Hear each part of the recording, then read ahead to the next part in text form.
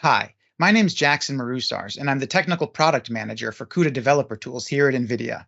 Today, I'm going to be presenting From the Macro to the Micro, CUDA Developer Tools Find and Fix Problems at Any Scale. I hope you get something out of this talk, and as always, if you have any feedback, please don't hesitate to get in touch.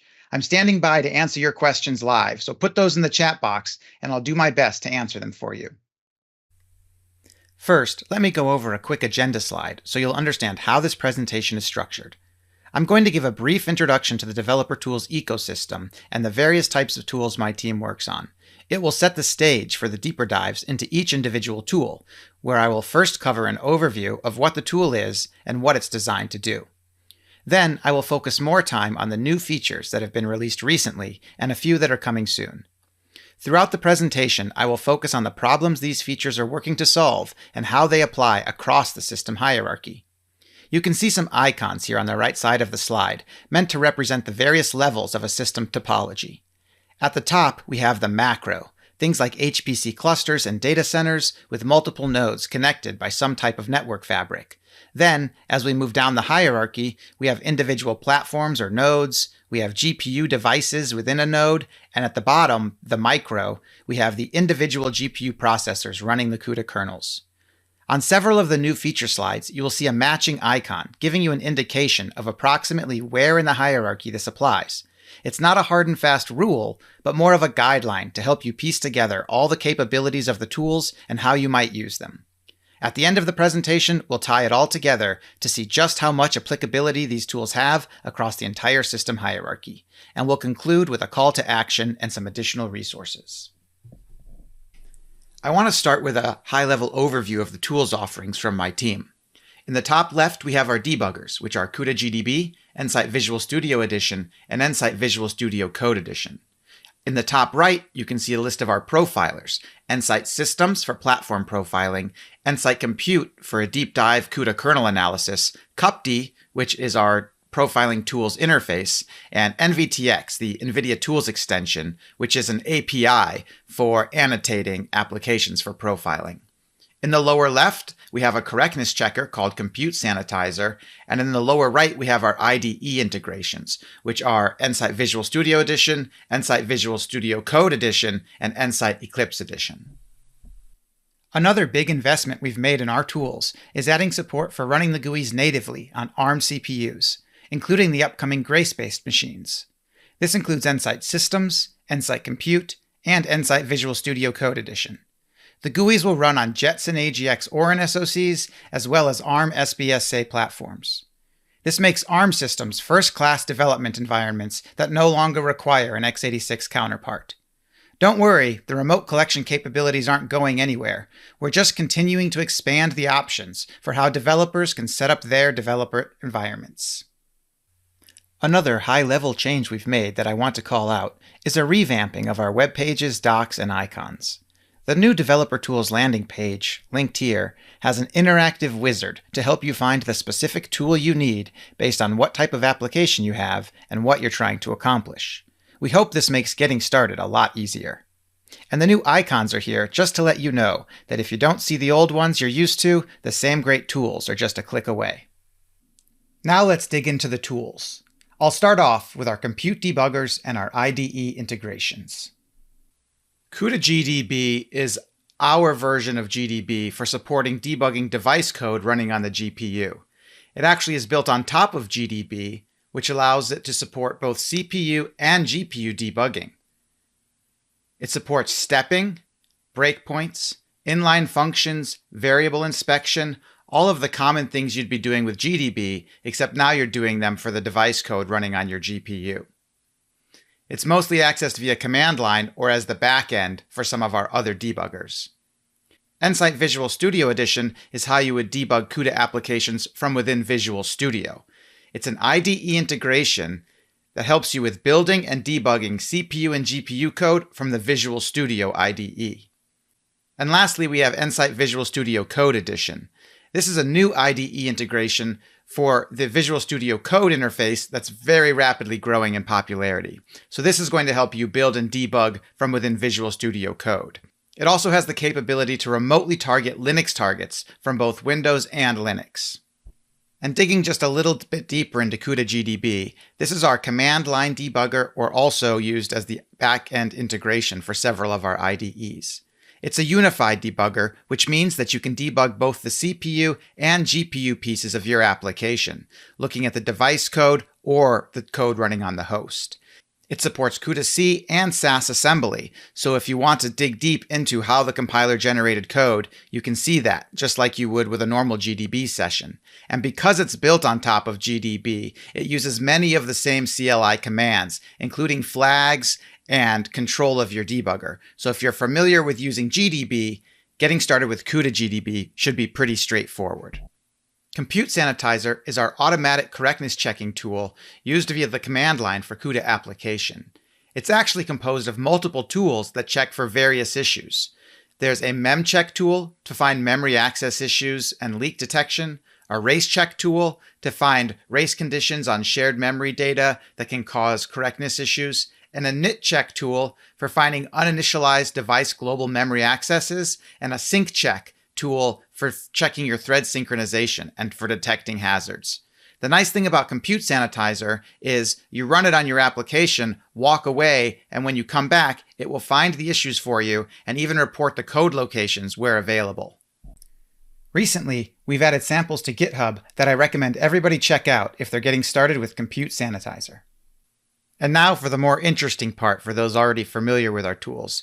Let's talk a bit about the new features we've been working on for our compute debuggers and our IDE integrations.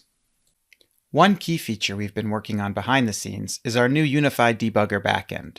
While it may not be immediately obvious why this feature is important, it creates a consistent debugging experience for users across different types of platforms. This combines the backend for both Windows and Linux, which means any performance or feature enhancements we make are going to help more users. And it allows us to work more efficiently as we continue to improve the CUDA debugging experience. Compute Sanitizer has added support for a bunch of new use cases, including racecheck support for asynchronous copies, as well as DSMEM and GMMAs, and new memcheck support for the low-level cache control operations. If you're using any of these features, make sure you're using them correctly with Compute Sanitizer. We have also improved support for optics and core dump generation and analysis. Nsight Visual Studio Code Edition continues to be a very popular environment for CUDA development, and recently we have added support for debugging targets running in containers. We know that's a growing use case and are focused on supporting it. Let me also quickly touch on NVTX. This powerful tools extension API sometimes doesn't get as much attention as I think it deserves. NVTX is now at version 3, and it's a header-only library that allows you to decorate your application source code with API calls that give you enhanced visualization in the tools when you do a profile. You can do things like marking up the code, adding ranges that use a push-pop stack-based method, or a start-end-based method as well. You can see in a screenshot here from Nsight Systems, I've marked up an application with NVTX at arbitrary locations that I'm interested in, and now I can see those on the timeline. This same timeline will have all the other performance information as well. So if there's something you specifically want to focus on, NVTX is a great place to start. There's an API reference linked at the bottom here to help you understand exactly how powerful these APIs are. And while not every library here will be interesting to every person in the presentation, this slide is just designed to show you that across NVIDIA, people know about NVTX and we're putting it into our libraries. So when you use Nsight Systems or another tool to profile your code, as long as that tool is aware of NVTX, these libraries will show up with some special decoration from the API calls that have been added to them. Things like the DeepStream SDK, Holoscan, all of our math libraries and deep learning libraries, as well as communication libraries and the low-level CUDA libraries as well. If you're not familiar with NVTX and what it looks like in Nsight Systems, definitely check it out, especially if you're using any of these libraries. Next, let's look at our profilers. And to start, we'll look at Nsight Systems, which is the platform-wide performance analysis tool. Nsight Systems is a system-wide profiling tool that allows you to visualize the performance and activity of an entire platform on one correlated timeline.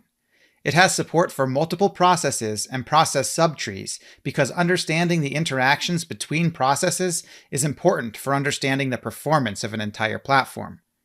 Nsight Systems helps you locate optimization opportunities by visualizing millions of hardware and software trace events on an interactive correlated timeline. You can see areas of high activity, which may be causing resource contention or bottlenecks, and also gaps in CPU or GPU utilization, which can indicate performance being left on the table. This type of timeline correlation identifies workload imbalances, and it can help you balance your workload across all of the available resources.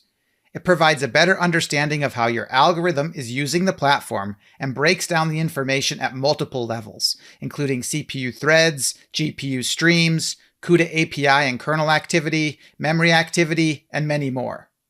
Nsight Systems is available as both a CLI tool for collection and reporting, and with a standalone and IDE integrated GUI, which is the real powerhouse of the performance analysis. It supports all the common operating systems and hardware platforms listed here, and I've also included a link where you can find more information. I know it may be hard to see any one specific thing on the timeline here in this slide, but I did want to call out several of the important things that Nsight Systems provides and show you what it looks like in the GUI. Nsight Systems has information about the processes and threads running on your CPU, and it has tracing for both CUDA and some graphics APIs, so you can see when things are occurring with respect to your CPU process. Many libraries are also traced by Nsight Systems. Here we're seeing cuDNN and cuBLAS, but you can see activity from several other libraries as well. With respect to the device, we see kernel activity as well as memory transfers between the host and the device, which are always important for performance when using CUDA. There's support for multi-GPU platforms, and each GPU will have its individual data on the same correlated timeline. You can see things like thread and core migration on the CPU, which may be impacting performance, and also see the thread state to understand if you have a lot of threads waiting to work or you have a lot of threads idle for some other reason. Even though that timeline looked very crowded, fear not, because the GUI in Nsight Systems is highly interactive and it's all correlated together. So you have the ability to zoom in and filter on any region of interest that you find, and all of the information in the timeline will update automatically. You can get down to very small granularities at the millisecond level or even smaller. And when you do this, you start to see more and more of the activity that was going on the platform. The correlations become more clear, and you can see the boundaries between different events and how they are impacting other events on the system. Hovering over various things in the timeline will also give you additional information in a pop-up dialog, whether it's start and end ranges for specific events or some more detailed performance metrics. Check it out, and you'll be able to understand really quickly why visualizing your code on a timeline, zooming in and filtering in on a region of interest can give you insights that you wouldn't have got without a tool like this. I hope that gives you a brief understanding of what Nsight Systems is, but now let's spend more time focused on the new features that we've been working on in the last year or so. Nsight Systems is adding more profile information and events for the CPU side execution on x86 and ARM platforms by monitoring CPU and operating system events. These events reveal how the software is utilizing the real underlying hardware and help identify where performance is being impacted. In this screenshot, we see the CPU cycles, cache misses, and instructions retired metrics, as well as uncore counters from the memory controller for DRAM reads and writes. These types of events are great indicators of CPU-side performance bottlenecks. Additionally, Linux OS events can now be counted, sampled, and displayed to help you understand how various resources are impacting performance. These events include things like page faults, OS interrupts, and file or disk I/O accesses. This screenshot shows context switches and page faults, which are known to be costly with relatively significant overhead. All of this event data is on the same timeline you've come to know and love in Nsight Systems that allows you to visualize the activity of the entire platform. And that's what you really need to understand to identify the real bottlenecks in a workload. Moving a little higher in the abstraction layers, we now have support in Nsight Systems for Python call stack sampling. It's clear to everyone that Python is important in a huge number of computing segments, including CUDA workloads, and it's important to us that Python users are supported. This feature periodically samples the Python call stack to build a backtrace that's representative of the Python behavior of the workload. The samples are laid out on the timeline, so you can correlate performance information with the call stack that tells you how you got there. This can be useful to determine your Python hotspots, identify inefficient function calls, or just get a better understanding of the behavior of the Python portions for your workload. Moving up to the macro level in the system hierarchy, another feature recently added is the ability to collect metric samples from NVIDIA Ethernet and InfiniBand NICs or DPUs responsible for network communication. Metrics are available on both ARM and x86-based platforms, so you can take your pick when choosing a machine without worrying about getting support for NVIDIA tools. These high-speed networks are essential to many HPC applications and can often be the bottleneck if not used correctly and efficiently. Nsight Systems now has rows in the timeline for each device and can sample data for bytes sent, received, and waits. Just like much of the other data in Nsight Systems, the data can be correlated with all the other activity on the timeline. It will reveal whether the network is behaving as expected and can also be used to identify network bottlenecks that may cause CPU or GPU resource underutilization. We're also introducing a new feature for MPI applications that extends our existing support with details about individual MPI calls. With this new feature, you'll see information like the total number of bytes sent or received from a call and the communicator it belongs to, like MPI COM World in this example. This is supported for the same MPI versions that tracing supports, and it can be used to help identify which specific APIs may be the bottlenecks, either because they are sending too much or too little data per call. Hovering over an MPI call in the timeline will show this information in the tooltip, and you can also find it in the events view as shown here. As you can see, we're heavily invested in making sure multi-node workloads can be profiled and tuned with NVIDIA developer tools. Now, let me turn to the feature that inspired the name of this presentation. For a long time, developer tools have had good visibility into the micro activities of the GPU with features like hardware performance counters. Now, we're expanding the breadth of supported analyses with what we're calling multi-node analysis in Nsight Systems. This preview feature is a set of recipes that analyze a collection of Nsight Systems reports from multiple nodes to help organize, identify, and visualize performance behavior and issues. The recipes are just Python scripts built on an extensible library, and users can easily create their own by working off the included recipes or starting from scratch. You can see several of the included recipes in the yellow command shell here, and how they are invoked. Basically, you pass a directory of Nsight Systems reports to the nsys command line with a selected recipe, and the CLI will apply the recipe to the reports and generate a result. These results support multiple formats, including Parquet and CSV. But the coolest one, and the one we're showing off here, is a Jupyter Notebook. This notebook can be opened directly in Jupyter Lab or in the Nsight Systems GUI like you see here. If you're familiar with Jupyter Notebooks, you'll understand just how powerful this integration is and how it allows you new levels of interaction with the results and recipes that you're applying them to. On this slide, we see the GPU time utilization recipe applied to several MPI ranks running on multiple nodes and GPUs for a Jacobi solver using MPI for communication. In the top screenshot, the x-axis represents time, and the y-axis lists the reports that were collected across the ranks. The GPU utilization heat map lets us quickly visualize and identify the underutilized GPUs, shown here in various shades of purple. This could be indicative of a load imbalance problem or some other configuration issue. Clicking on a location in the heat map will automatically open the relevant Nsight Systems report so users can dig deeper into the behavior.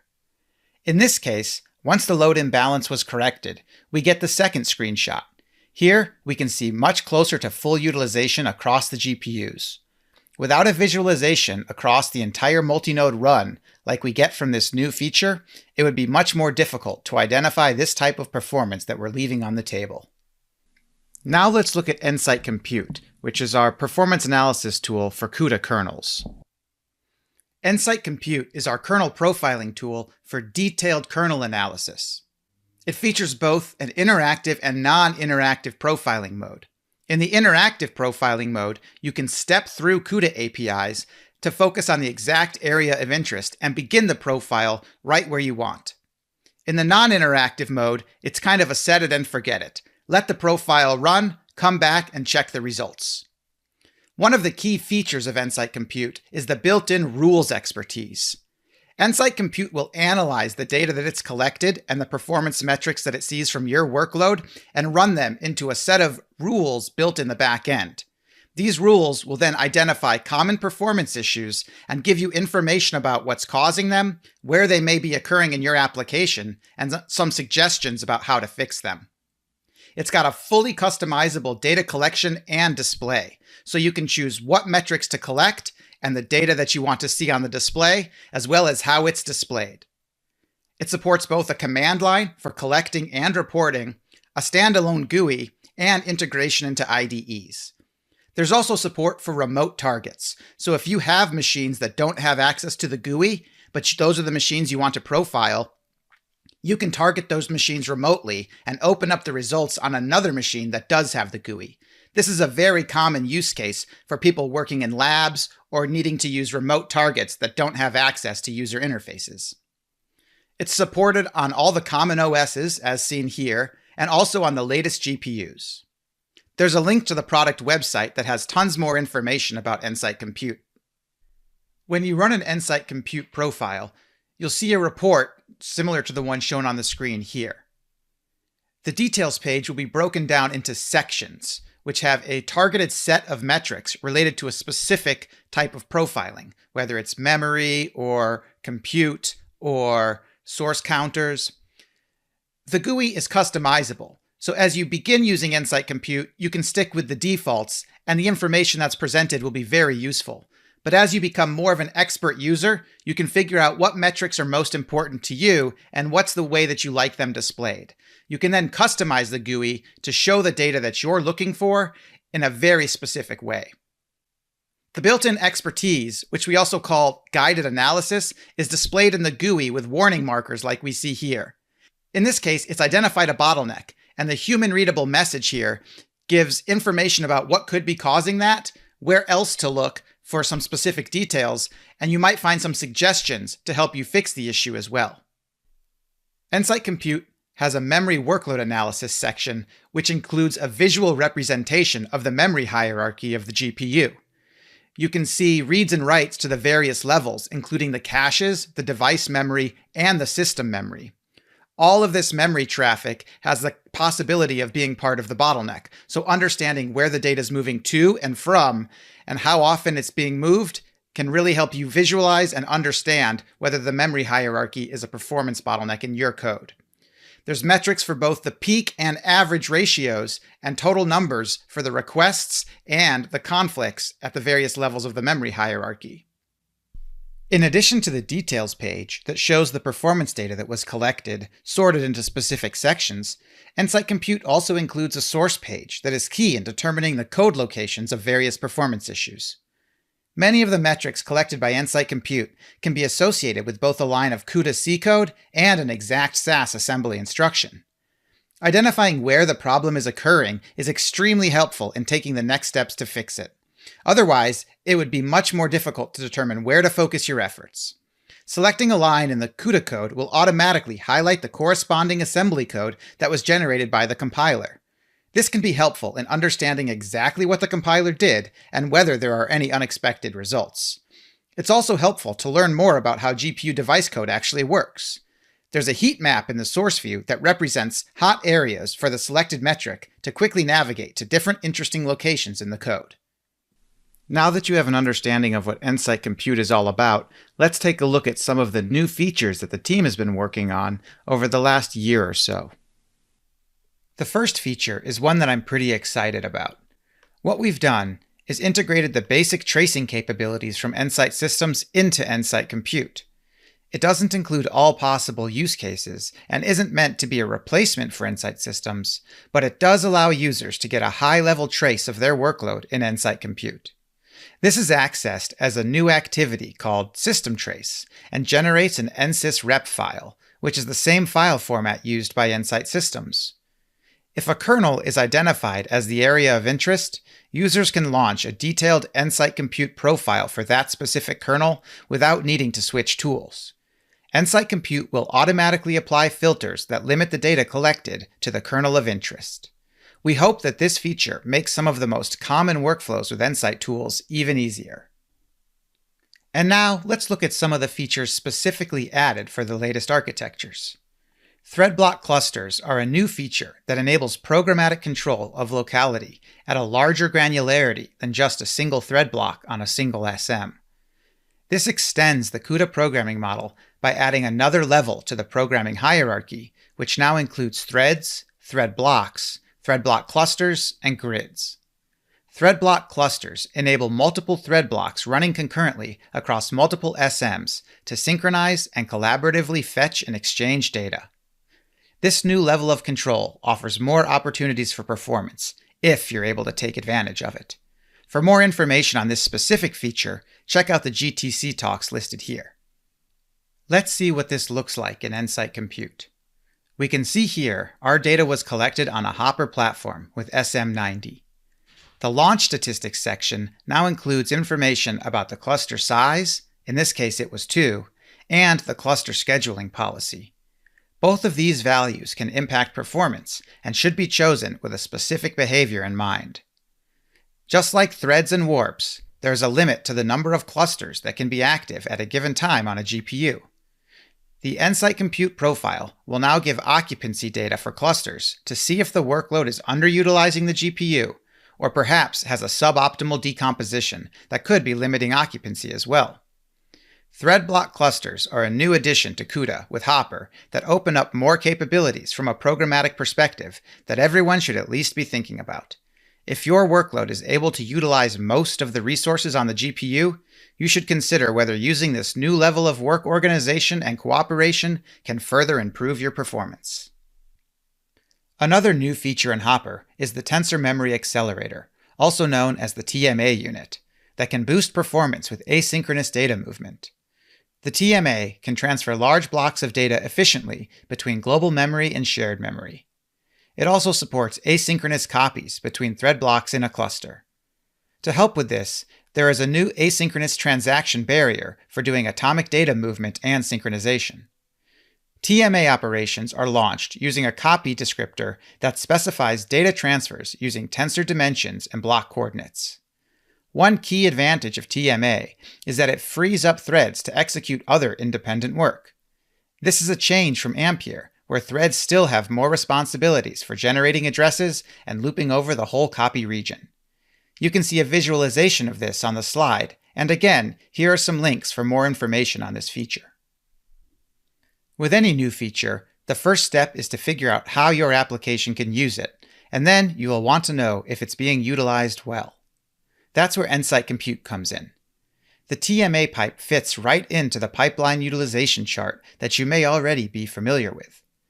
This chart shows how full each of these pipelines is with respect to their possible peak capabilities.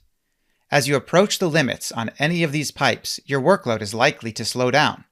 But that's not the only useful data we can get from this chart. It also gives an indication of which pipes you're using, and it may uncover some unexpected behaviors. For example, do you see a specific pipe being used when it shouldn't be? Do you see underutilization of a specific pipeline that you assumed was the bottleneck in your workload? Since the TMA pipe is designed to help get maximum performance out of the tensor cores, if you're using the tensor cores and moving data around, you should probably pay attention to your TMA pipe activity, like we see here in this screenshot. Tensor cores are an essential part of many deep learning, AI, and compute-intensive workloads. They offer a level of performance beyond what standard cores are capable of, if your application can take advantage of them. Use Nsight Compute to see how well you're utilizing tensor cores, and this new feature to see if you're taking advantage of the new Tensor Memory Accelerator unit. Another new feature, and a heavily requested one that I'm very excited about, is the new source table for inline functions. What this allows you to do is, as long as your application has been compiled with the line info flag to generate symbols, whenever you have functions that are inlined, you'll get performance metrics for both the inline site specifically and the overall function as a whole. What this allows you to do is not just identify underperforming functions, but underperforming instances of a function that have been inlined at a specific location. You can see the outliers as they differ from the other instances of inline calls to try and figure out where the performance is being impacted. You can also use this inline function table to quickly navigate to the inlined call site. So you're not just looking at the function as a whole, but where in the code was this inline call that's causing these performance metrics to be outside of a predefined threshold. One area where we continue to focus our efforts is the new user experience. To help new users understand the tool and how to work with it, we now include 2 complete documented samples in the installation directory for Nsight Compute. We have heard lots of requests for this type of supplemental material, and these are our latest additions to try and address this. The samples describe the very common performance issues of uncoalesced memory accesses and shared memory bank conflicts. They include descriptive documentation and step-by-step instructions to reproduce the results, including source code. They also include pre-collected result files that can be opened in Nsight Compute to follow along with the exact screenshots. Not only will these samples help users understand the basics of using Nsight Compute, they will also help them understand the concepts behind these performance problems and how to identify them in the tool. Additionally, they will show how specific code changes to locations identified with the tool fix the problem and improve performance. Before and after results can be directly compared using the baseline functionality in Nsight Compute. I'm particularly proud of these new samples, and I hope you find them useful as well. A couple of new features coming to the source page will improve navigation and issue detection at the source level. The first is automatic branch target navigation. This was a user-requested feature that allows you to quickly jump to the target of branches in the assembly code by clicking the target address. Previously, users would need to manually scroll to locate the target of a branch. This will speed up your ability to trace the flow of your kernel as it ran on the GPU. The other new feature is the addition of rules markers to the source page. If you recall from earlier in the presentation, Nsight Compute has many built-in performance rules that detect issues when performance metrics fall outside a predefined threshold. These usually show up on the details page. Now, we've added markers to the source page to help you quickly identify lines of source code contributing to the issue. Hover text gives more detailed information about what was detected. For example, in this result, we had a lot of uncoalesced shared memory accesses, and the yellow warning sign directs us to the line in CUDA source code causing the problem. This will make it easier to identify where code changes are required to fix specific performance issues.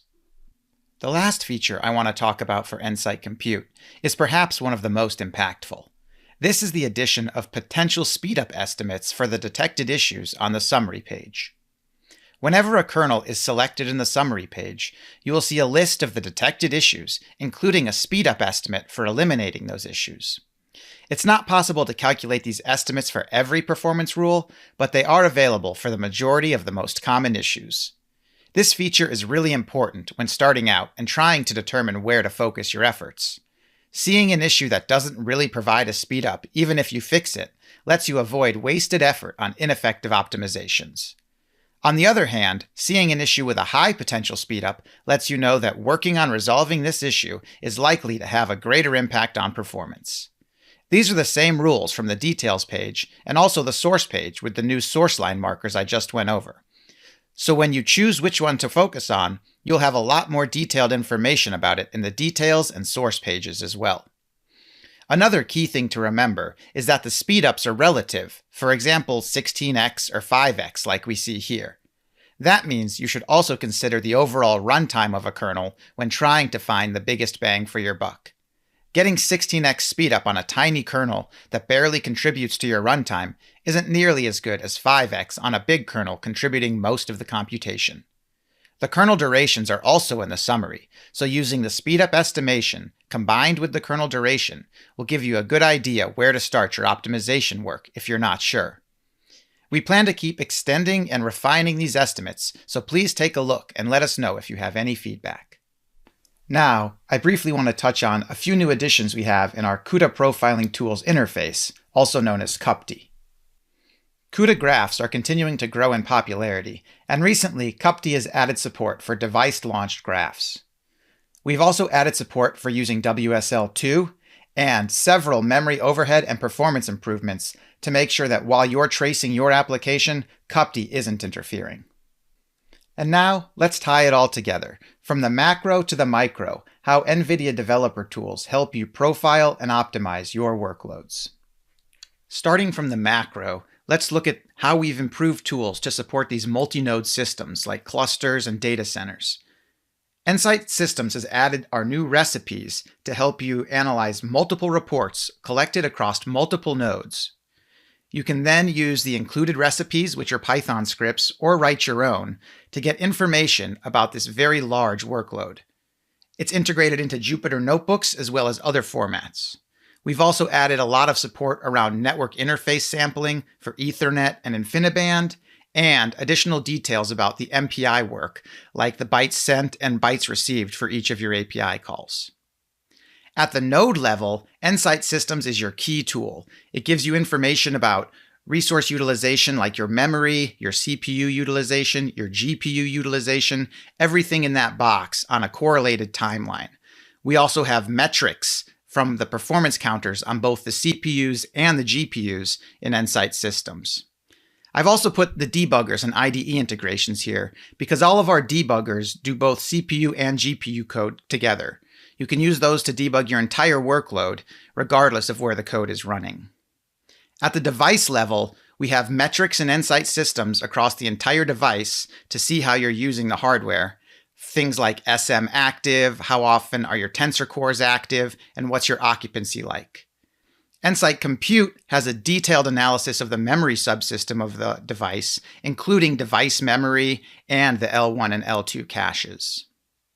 Then, when we get to the very low level, like the GPU hardware and what it's doing, that's where you want to be looking at Nsight Compute. Nsight Compute has detailed analysis of the memory subsystem, the SM performance, the pipelines on the SMs, even down to the source code level. This is where you're going to be looking at the individual assembly instructions or the CUDA C code to figure out where the performance is being impacted as it runs on the GPU device. I hope that gives you a good idea of how these tools fit into this large system hierarchy and how there's a tool for you regardless of what type of system you're working on.